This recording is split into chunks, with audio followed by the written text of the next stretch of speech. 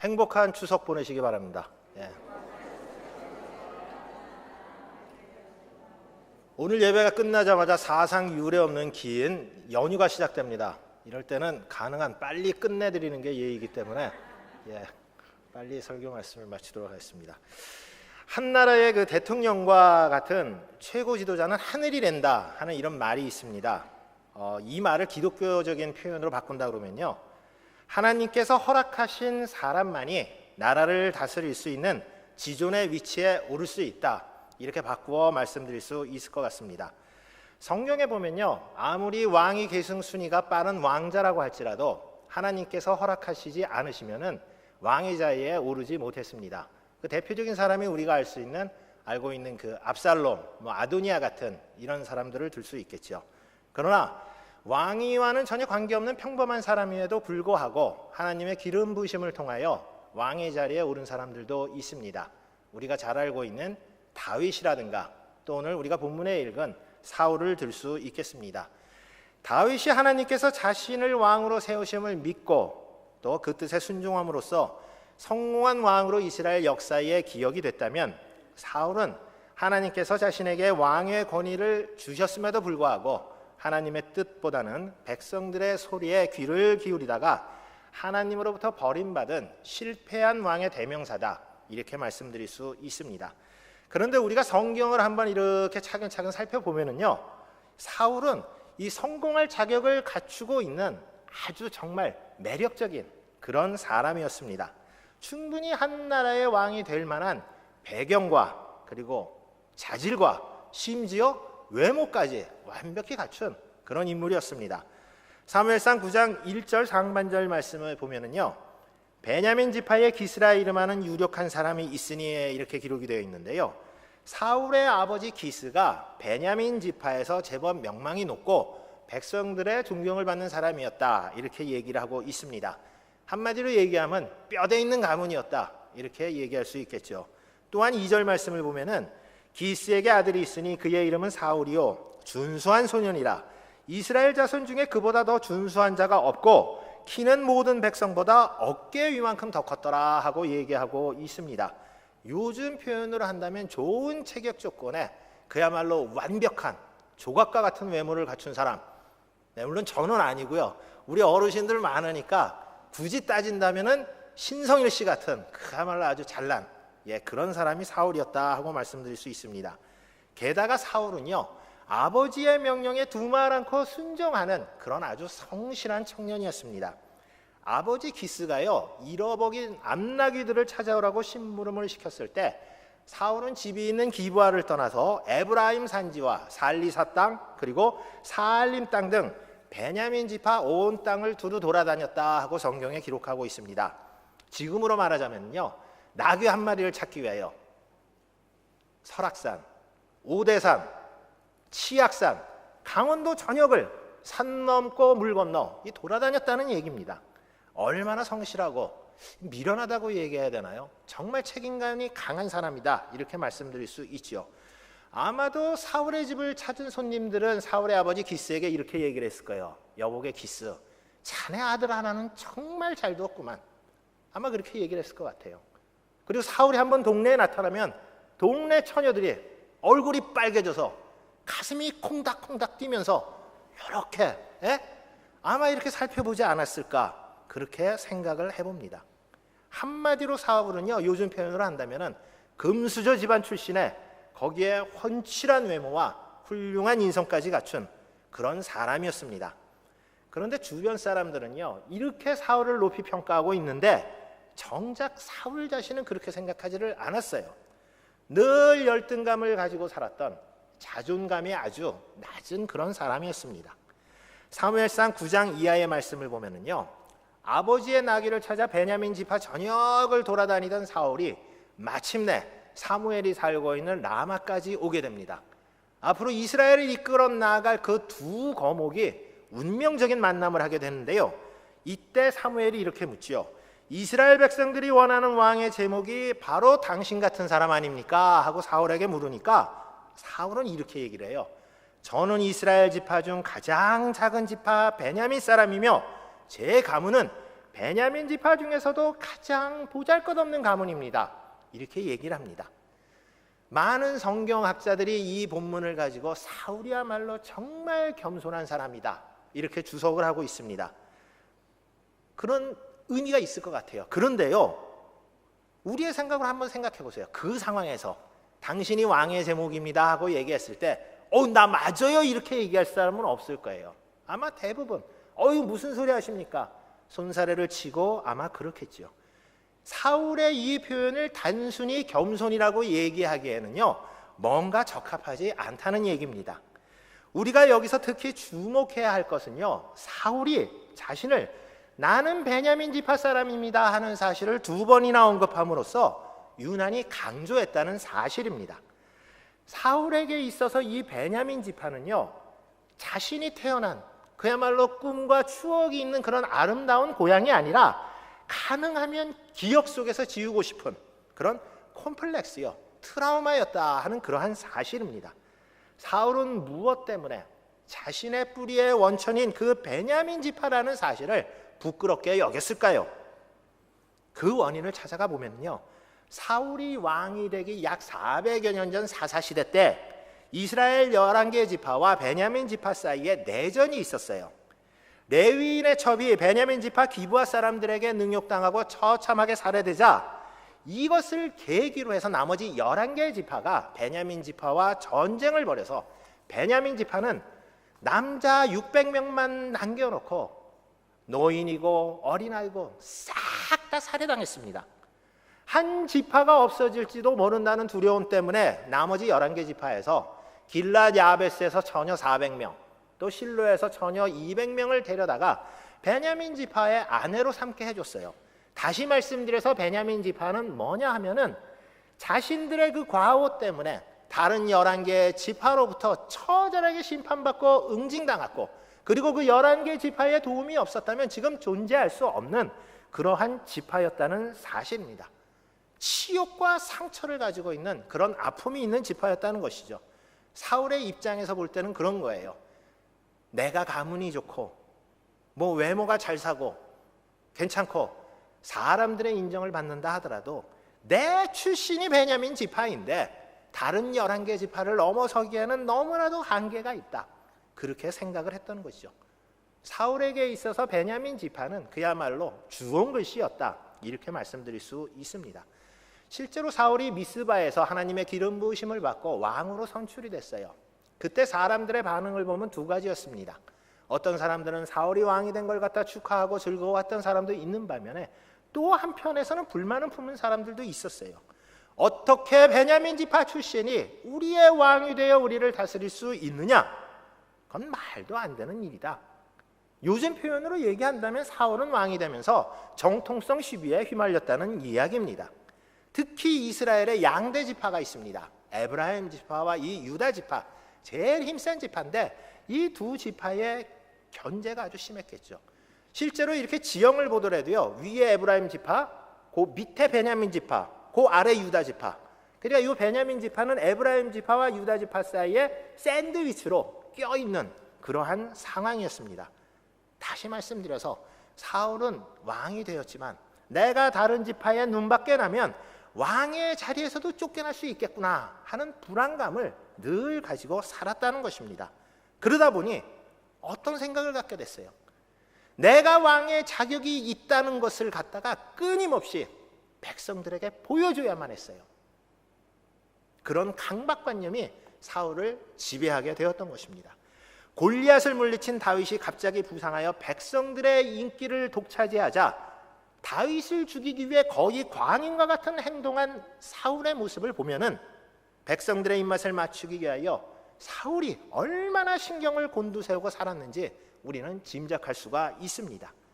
결국 사울의 선택은 2가지 중에 1가지밖에 없었어요. 하나는 내가 하나님께서 세워주신 왕인데 니들이 뭐냐, 하나님만을 의지하고 나가던가, 아니면 그때 백성들의 목소리에 기울이면서 그들의 입맛을 맞추고 가려운 곳을 긁어주며 살든지 선택의 기로에 설 수밖에 없었던 것입니다. 우리가 아는 바와 같이 사울은 불행하게도 전자의 길을 선택한 것이 아니라 후자의 길, 백성들의 소리에 더 귀를 기울였던 거죠. 결국 파멸의 길로 갈 수밖에 없었던 것입니다. 사랑하는 성도 여러분, 만약에 여러분이 사울과 같은 상황에 직면한다면 어떤 방법을 선택하십니까? 하나님의 목소리에 귀를 기울이겠어요? 아니면 사람들의 소리에 귀를 기울이겠어요? 어디다 하시겠습니까? 물론 다 하나님의 목소리에 귀를 기울이겠습니다 라고 말씀을 하세요. 당연히 그렇게 해야죠. 그런데요, 그게 참 쉽지 않습니다. 말처럼 쉽지가 아니에요. 교회 밖에서는 물론이고요, 교회 안에서도 우리가 어떤 선택을 해야 하는지 딜레마에 빠질 때가 정말 많이 있어요. 특히 교회를 그냥 대충 왔다가 가는 사람은 전혀 이런 걱정 근심이 없는데, 교회에 열심히 섬기고 봉사하는 사람일수록 이러한 갈등이 더 크게 다가옵니다. 그때마다 우리는 이런 생각들을 해요. 내가 사람 보고 신앙생활하나? 하나님 바라보고 신앙생활하지. 그렇게 얘기를 하면서도요, 마음을 다스리고 추스리기가 참 쉽지가 않습니다. 사람들이 나에 대해서 뭐라고 평가하는지, 내 앞에서는 살살 웃으면서 얘기하는데 딱 돌아서서 뒤에서 뭐라고 수근수근거렸지. 제법 신경이 쓰입니다. 이게 우리 인간인 것 같아요. 그러다 보니 하나님만 바라보고 하나님의 말씀에 따라 살아야 하는 것을 알면서도 우리의 눈과 귀는 저 앞에 보이는 예수 그리스도의 십자가를 바라보는 것이 아니라 우리 주변을 향하게 됩니다.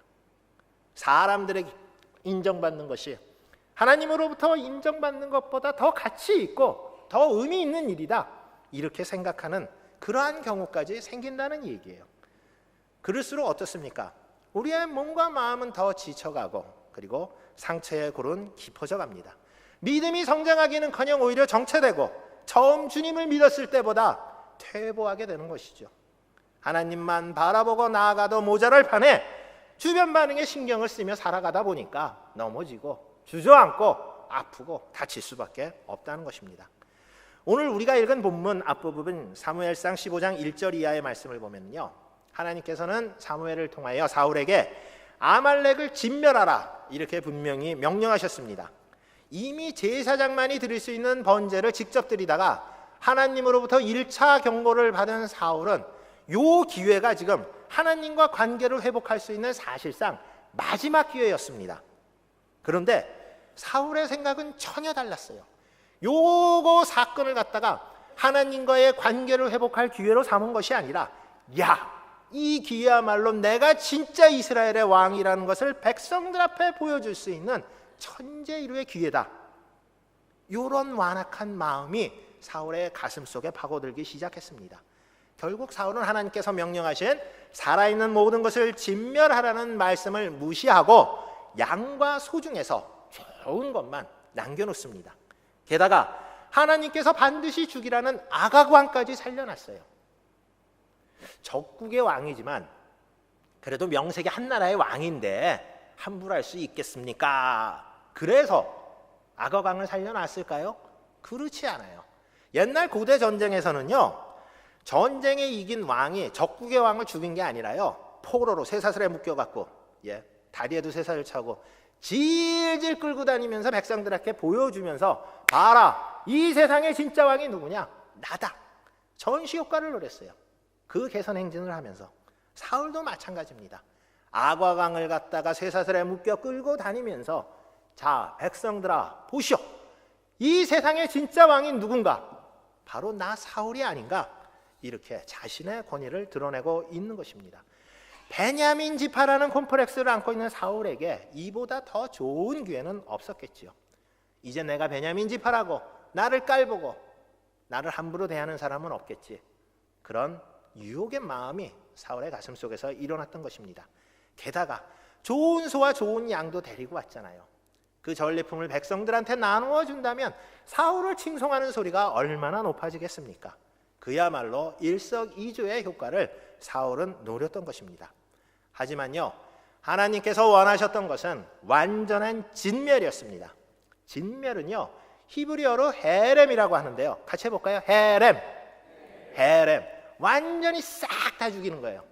살아있는 모든 것들은 짐승이고 사람이고 간에, 어린아이고 노인이고 간에 싹 없애는 게 바로 헤렘입니다. 우리의 상식으로 본다면 아무리 전쟁 중이라고 하다 어린아이와 노인 여자 죽이면 안 되잖아요. 그죠? 당연히 그렇게 생각하는데 하나님께서 헤렘 완전히 진멸하라고 한다는 이유가 있습니다. 하나는요, 이스라엘로 유입될지도 모르는 가나안 우상들을 갖다가 근원적으로 차단하기 위해서 그런 명령을 하신 것입니다. 해마다 우리나라에서 보면은요, 돼지나 소와 같이 이렇게 굽이 두 개로 갈라진 그 동물들이 걸리는 병 있죠. 구제역. 예, 그리고 닭이나 오리와 같은 가금류가 걸리는 AI라고 그래서 조류 인플루엔자가 해마다 유행처럼 찾아옵니다. 올해도 한바탕 봄부터 해갖고 홍역을 치렀는데요. 그때 어떻게 합니까? 유행하면은요, 피해를 최소화하기 위하여 일정 지역 반경 안에 있는 모든 살아있는 동물들을 다 죽여요. 병에 걸렸건 안 걸렸건 그게 문제가 아니라 가령 뭐 3kg면 3kg, 5kg면 5kg 싹 죽입니다. 굳이 저럴 필요가 있을까? 우리 보통 그렇게 생각을 하는데요. 그 이유가 무엇이겠어요? 바로 그 전염병균이 만약에 옮겨가고 다른 지역에 있는 살아있는 건강한 가축에게도 피해를 줄까 봐 미리 예방 차원에서 그렇게 하는 거 아니겠습니까? 하나님께서 아말렉을 진멸하라고 하신 이유도 바로 그런 이유 때문이었어요. 이스라엘 사람들이 가나안 족속의 우상들에게 오염이 돼서 하나님과의 관계가 잘못되거나 단절돼서 이스라엘 백성들이 죽음에 이르는 것을 하나님께서는 미리 방지하기 위하여 예방주사로서 아말렉 족속을 살아있는 모든 것들을 다 진멸하라고 말씀하신 것입니다. 한마디로 후환을 없애자는 거죠. 하나님께서 헤렘을 명령하신 또 하나의 이유는 바로 전쟁을 주관하시는 분은 하나님임을 깨닫게 하기 위해서 그랬습니다. 승리를 주시는 분도 하나님이요, 전리품을 주시는 분도 하나님임을 알게 하기 위해요. 그렇게 했다는 것이죠. 헤렘의 정신은요, 살아있는 모든 것들은 죽이는 것은 물론 태울 수 있는 모든 것들도 태워야 했어요. 그리고 귀금속은 반드시 성전에 보관해야 했습니다. 성소에 보관을 해야 했어요. 우리가 잘 알고 있는 아간이라는 사람이 있죠. 이 사람은 바로 헤렘의 정신을 어겼기 때문에 죽임을 당한 것입니다. 시날산의 외투 한 벌 태워야 되는데 슬쩍 했어요. 은 200세겔하고 금덩이 50세겔짜리 금덩이 하나, 당연히 성소에 보관해야 했는데 자기 주머니에 넣었기 때문에 바로 하나님께서 명령하신 헤렘을 어겼기 때문에 하나님은 아간을 죽임으로써 나야말로 이 전쟁의 주인이 되고 그리고 너희들의 살아계신 아버지가 된다는 사실을 만천하에 보여주셨던 것입니다. 한 번도 아니고 두 번이나 하나님의 말씀을 거역하는 사울을 본 하나님은 사울을 왕으로 세운 것을 후회한다 하고 말씀하고 있습니다. 성도 여러분, 하나님께서 후회하시는 분이신가요? 그렇지 않죠. 전능하신 하나님께서 후회할 일이 뭐가 있겠습니까? 하나님께서 후회하신다고, 한탄하신다고 말씀한 말씀은 딱 성경에 두 번 나와요. 여기 본문하고 창세기 6장에 보면 노아의 홍수 시대 때 사람들이 타락하자 내가 사람들을 지은 것을 후회한다, 딱 두 번 말씀하고 계십니다. 그만큼 하나님께서 사울에게 느낀 그 배신감과 참담함이 우리는 상상할 수조차 없을 정도로 크다는 것을 보여주고 있습니다. 생각이 있는 사람이라면, 정신이 온전히 박힌 사람이라면, 특히 하나님에 의해서 왕으로 기름 부은 받은 사람이라면 이 상황에서 어떻게 하겠습니까? 선지자로부터 당신의 죄에 대한 지적을 들었을 때 지금이라도 머리에 죄를 뿌리고 옷을 찢으면서 하나님, 제가 잘못했습니다, 무릎 꿇고 회개해야 되지 않겠습니까? 그런데 사울의 행동을 보세요. 자신의 죄를 깨닫기 위하여 온 사무엘을 향하여 자신은 오히려 하나님의 명령을 정말로 충실하게 수행했다 하고 강변하고 있습니다. 기가 막힌 사무엘이 그럼 내 귀에 들려오는 저 소와 양의 소리는 무엇이니 하고 묻자 기껏 한다는 소리가 15절 말씀이에요. 15절 말씀 한번 보실까요? 다시 한번 우리 읽어보겠습니다. 시작. 사울이 이르되 그것은 무리가 아말렉 사람에게서 끌어온 것인데 백성이 당신의 하나님 여호와께 제사하려 하여 양들과 소들 중에서 가장 좋은 것을 남김이요 그 외의 것은 우리가 진멸하였나이다 하는지라. 사랑하는 성도 여러분, 이 세상 대부분의 사람들은 죄를 짓게 되면요, 죄가 드러날까 봐 두려워하기 마련입니다. 언젠가는 들통이 난다는 것을 알면서도 우선은 그 자리를 피하려고 하는 것이 사실 인간의 본성이에요. 이것은 내 책임이 아니에요. 백성들이 그랬어요.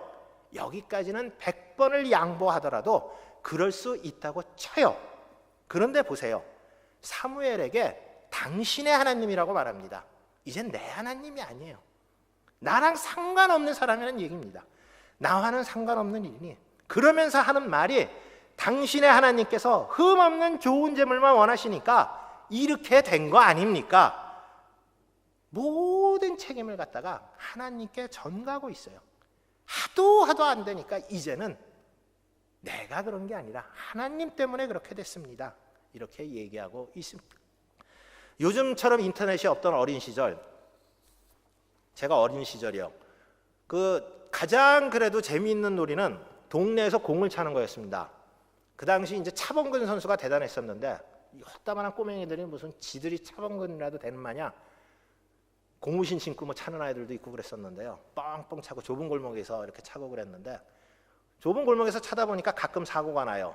그 당시 무슨 방범창이 있는 것도 아니고 유리창 이렇게 있으면은 제대로 한번 맞으면은 짱 하고 깨져요.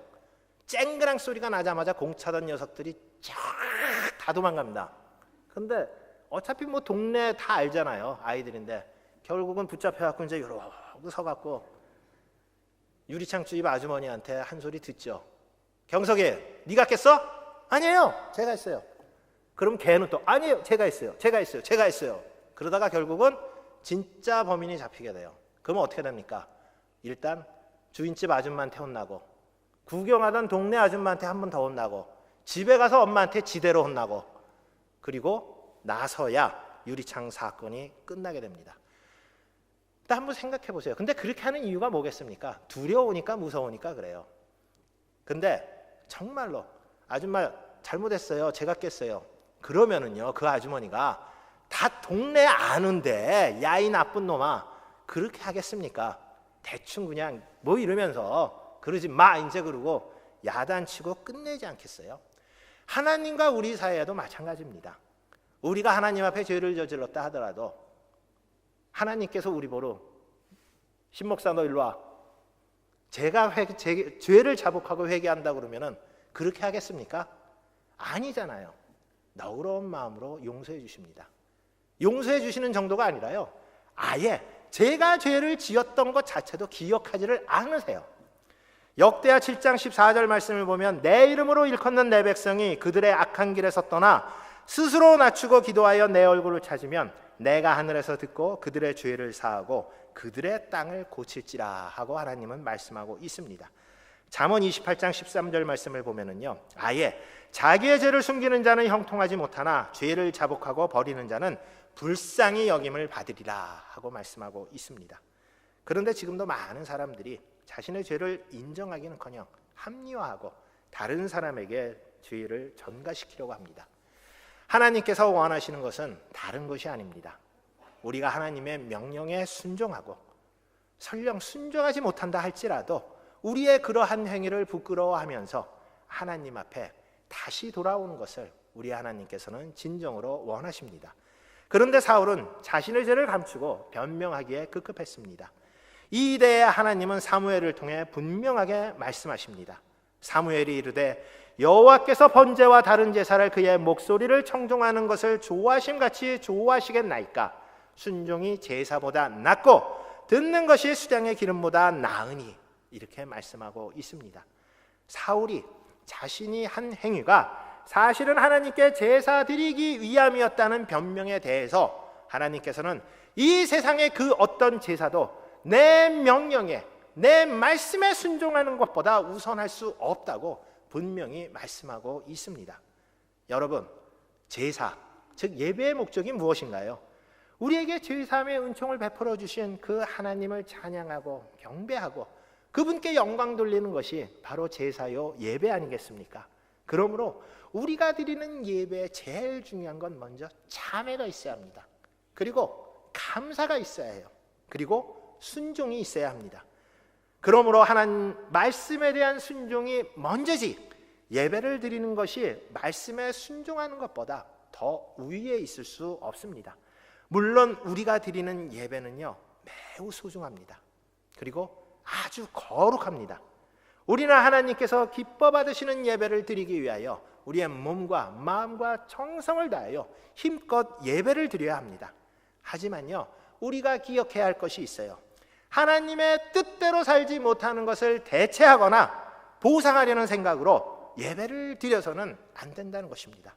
하나님께서 원하시는 것은 우리의 형식적인 예배가 아니라 하나님의 말씀에 대한 전적인 순종입니다. 사랑하는 성도 여러분, 오늘 우리는 사울의 이야기를 통하여 하나님께서 우리에게 원하시는 것이 무엇인지 생각해 보았습니다. 우리는 모두 그리스도인으로서 하나님께 기름 부음을 받은 하나님의 자녀요, 하나님의 백성들입니다. 하나님은 우리를 통하여 하나님의 일을 하시기를 원하시고 이 세상의 그 어떤 것에 우리가 눈을 돌리기보다 하나님의 음성에 우리의 귀를 집중하기를 원하십니다. 우리는 때때로 사람들의 시선이나 수군거림이 두려워 정작 우리와 함께 하시는 하나님의 최치를 갖다가 체험하지 못할 때가 많이 있습니다. 그러다 보니 이 세상에 더 마음을 뺏기게 되고 사람들의 인정을 받기 위하여 하나님이 원하시는 것과는 전혀 다른 방향으로 나아가기도 합니다. 하지만 사울의 예에서 우리가 볼 수 있었듯이 그 길은 파멸이요 사망입니다. 형식적인 예배를 드리는 것만으로 우리가 하나님을 만족시키고 우리가 할 일을 다 했다 생각하는 것은 가장 무서운 죄악입니다. 하나님께서는 지금 우리가 하나님의 말씀에 전적으로 순종하기를 원하십니다.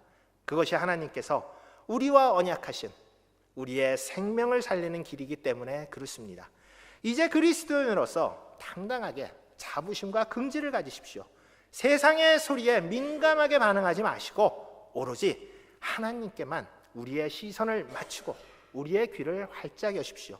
우리 성도 여러분 모두가 죄악으로 가득 찬 우리의 심령을 정결하게 하시는 성령의 능력에 힘입어서 오늘 하루도 우리 주님 안에서 기쁨과 평화와 그리고 영원한 생명을 누리시기를 우리 주님의 이름으로 축원합니다. 아버지 하나님, 하나님의 선택을 받은 자로서 하나님의 자녀되고 하나님의 백성된 자로서 당당하게 주님을 세상에 증거하며 살아가게 인도하여 주시옵소서.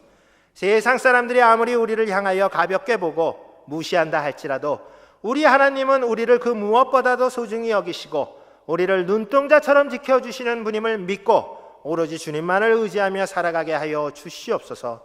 오늘 사울의 교훈을 통하여 우리가 하나님의 말씀에 순종하는 것이 진정한 예배자의 삶임을 깨닫게 하시고 우리의 생명이 다하는 그 순간까지 하나님 한 분만을 기쁘게 하는 거룩하고 순결한 삶을 살아갈 수 있도록 인도하여 주시옵소서. 예수 그리스도의 이름으로 간절히 기도드려옵나이다. 아멘.